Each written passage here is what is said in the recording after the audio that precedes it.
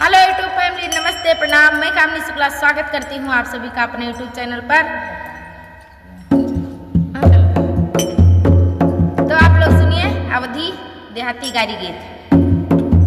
आंधी है बड़ी बेकारी, आंधी आवेगी, अरे आंधी है बड़ी बेकारी, आंधी आवेगी, अरे आंधी माउड़ी गई समधी कई बहिनी, आंधी माउड़ी गई समधी कई बहिनी, उड़ कई गई फैजाबाद,